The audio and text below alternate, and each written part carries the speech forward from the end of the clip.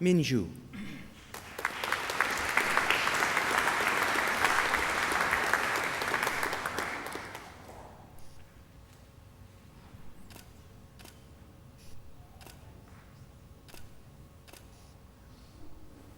For the degree of Master of Philosophy, Michael Instepf.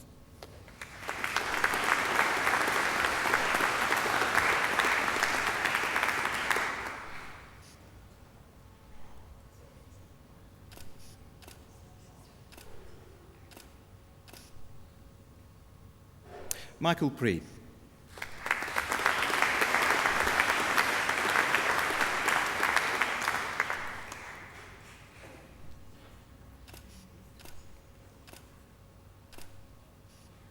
For the Graduate Diploma in Human Resource Management and Industrial Relations, Lisette Alida Mavridis.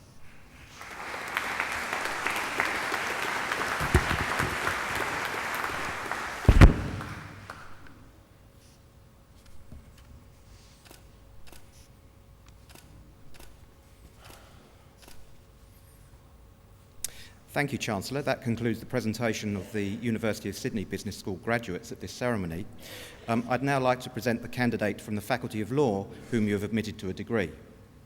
For the degree of Master of Environmental Law, Dermot Andrew Duncan.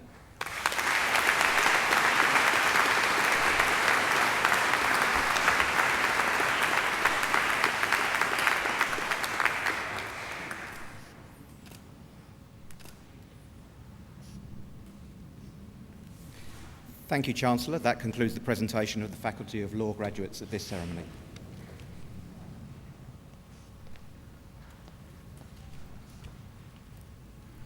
Would those who have been admitted today to doctorate degrees please stand? I'd now like to invite members of the academic procession to stand and join me in saluting our newest doctoral graduates.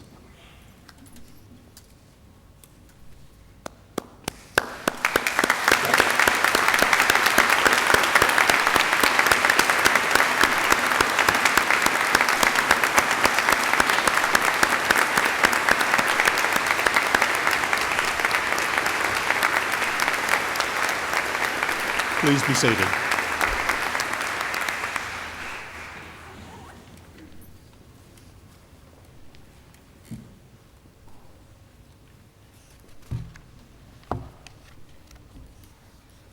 Faculty of the University, graduates, families and friends, I am indeed delighted to have shared this important ceremony of graduation with you all.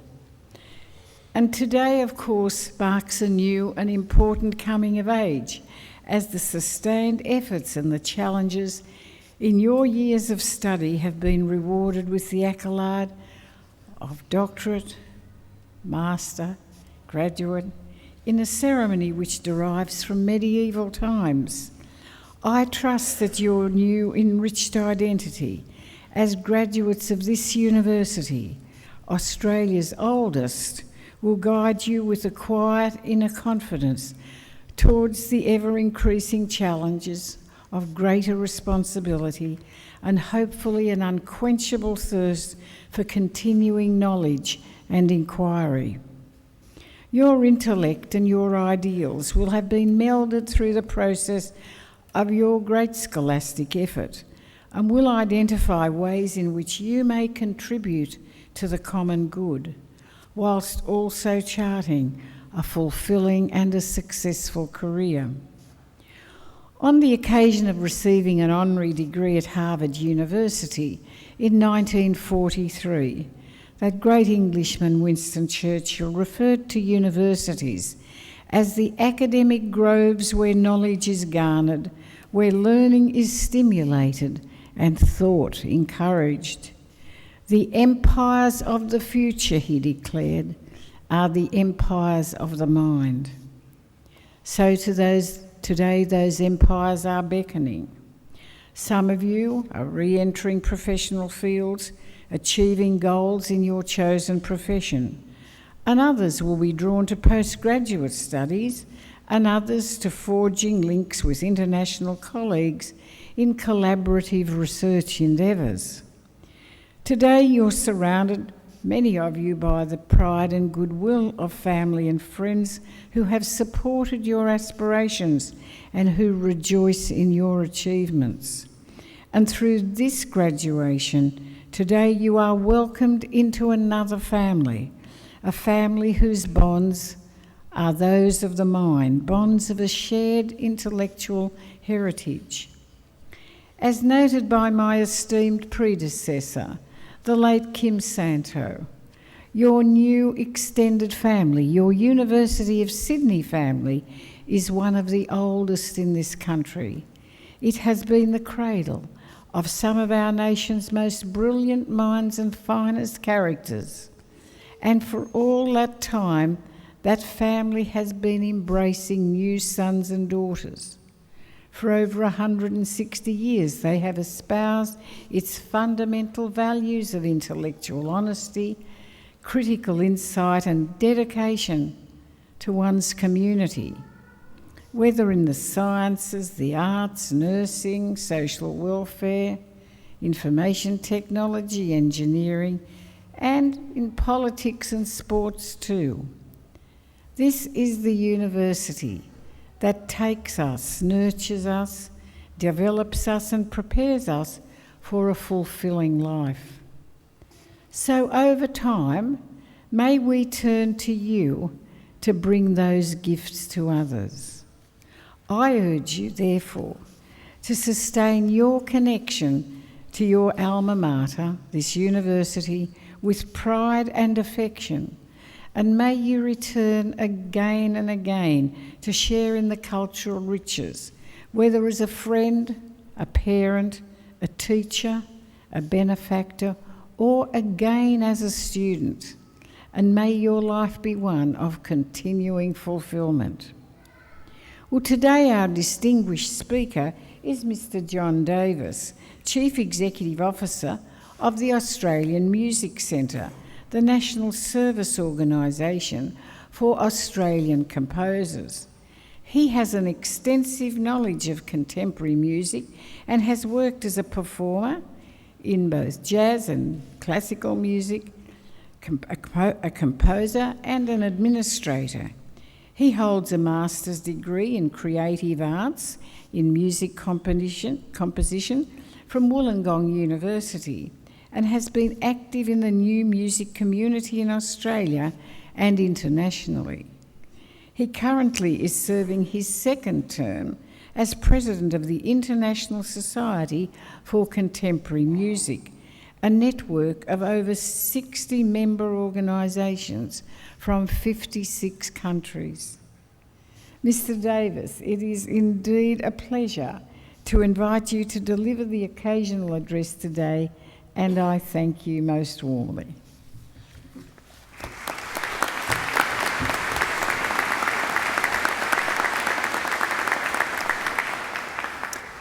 Thank you, Chancellor, for that welcome. I think I'll be echoing some of the words you've just spoken too. Thank you. So distinguished guests, academic staff, ladies and gentlemen, and most importantly, graduating students. In particular, those graduating students from Fiji and Tonga and the Pacific. I was born and brought up in Fiji, and it's still a large part of who I am. I remain very connected there. Congratulations to you. I was very pleased to accept the invitation to speak with you today, which marks in a very formal and public way the rite of passage represented by the completion of your studies at this institution. I love the goodwill and celebratory nature of these occasions and how they show a university at its best, a place where those who entered to study now emerge, better educated, knowing more, and also perhaps wiser and more humble. And you will certainly have a clearer understanding, I hope, that you don't know everything. The more you know, the more there is to know. I've thought long and hard about what to say to you, about what advice I might offer you, something useful that you might retain beyond the distractions of this event. I looked for quotations that might be appropriate, that might resonate with you, particularly as in the 21st century, you will need to exercise a broad range of skills to progress in your chosen fields. And at various stages, your direction in life is likely to change completely. One quote which I think contains some truth is worth repeating here, from satirist Stephen Colbert. Life is an improvisation. You have no idea what's going to happen next, and you're mostly just making things up as you go along. Well, I know as a musician that improvisation is a skill, and to do it well requires considerable learning and considerable preparation. But really, it may be that the most practical advice I can provide you with is to encourage you to always wear sunscreen. I think Timothy Leary said something similar in the last interview he gave before he died. It's very good advice. A contemporary of mine when I was a student, Robin Dunn, a singer-songwriter, released an album some years ago containing a song titled History. The chorus goes, "In the future, these will be our golden years. In the future, this will be our history." Indeed, our lives are marked by occasions such as this one.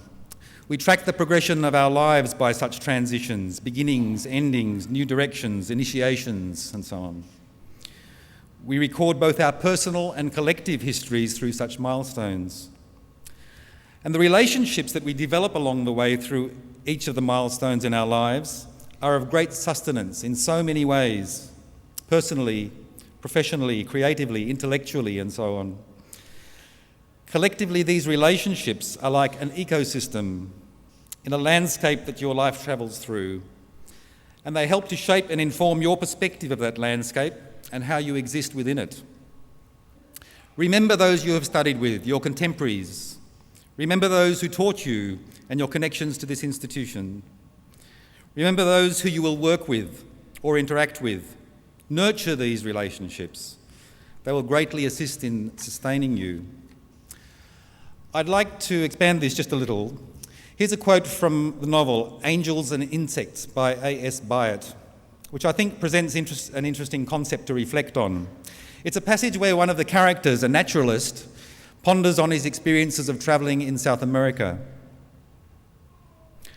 "I was much struck by the universal incapacity of Amazon Indians to imagine a community which did not reside beside the banks of a vast river.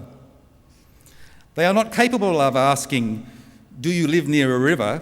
Or they could only ask, 'What is your river like? Is your river quick or slow? Do you live near rapids or possible land avalanches?' They picture the ocean as a river, no matter how we may try to describe it vividly and accurately. It's like trying to tell a blind man the principles of perspective. And it led me to wonder, what do I not reflect upon? Of what important facts am I ignorant in my picture of the world? As the Chancellor said, I work at the Australian Music Centre, a service organisation for Australian composers and their music. On a daily basis, we wrestle with the complexities of coming to terms with our musical landscape and attempting to piece together the ever-changing jigsaw of Australian music and its place in the world, seeking clarifications of issues relating to geography, community, the established voices and those emerging, the lines of relationship and connection, the mainstream and the fringes, the influential and the many who are marginalised, the affiliations and affinities, and so on. We attempt to reach an overview or draw some conclusions. Developing this understanding of the landscape enables us to do what we do. We make connections, plant seeds, offer options, identify possibilities, and sometimes we're able to provide directions. We're used to working behind the scenes, stimulating and empowering people to attend to what is necessary to make and present their creative work. We need to continually frame an overview. The need to continually frame an overview is an imperative we must constantly acknowledge. The overview is never static, it's never fully comprehensive and never entirely defined, because what we rely on is ever-changing, ever developing. We rely on many others' perspectives to shape how we form our own. And in doing this, we also need to recognise the need for many different perspectives to be developed by others. On the one hand, I'm occasionally frustrated at the complexity of the landscape and the challenges of navigating through it. Developing an overview is not an easy task, regardless of how familiar one thinks one is with the various aspects that define it, or those that have the potential to shape it. It's always changing, so it's a task that's never completed. Like learning. There's always the temptation to avoid it and rely on what we already know. But on the other hand, I feel that this challenge is an enormous privilege, because to form an overview, it is necessary to come to an understanding of the who, the how, the what and the why. To firstly understand the people, the personalities, the organisations and institutions within and beyond the communities we work in, the relationships and connections between them, the local and the regional, the national and the international, and then to understand, in our case, the creative input, the Australian music landscape, and to map the various landmarks and reference points that mark that landscape. It's indeed a great privilege. And it's a task that I believe is essential for us all in our chosen fields. I urge you to become an expert cartographer of the landscape that you inhabit. Engage with it, map its features in detail, identify the landmarks, know the terrain, and come to understand the ecology that sustains it, and become a part of it. Because ultimately, this knowledge is what will sustain you. It's about connecting with your peers and colleagues. It's about seeking mentors and becoming mentors to others. It's about connecting with your community and contributing to it. It's about mapping your view of the landscape and interacting with it, discovering where you fit, and as importantly, respecting where others fit. It's about being involved beyond self-interest. It's about responsible citizenship. I hope that you take on this challenge in the journey that you now embark upon. I congratulate you on attaining your degrees, and I also congratulate your families and friends who have helped and accompanied you along this road. And of course, I congratulate this institution for bringing you to this point. I wish you well in what comes next in your lives, and wish you courage and grace in facing the challenges and celebrating the successes that you will face in your journey through your landscape. And remember the sunscreen. Thanks.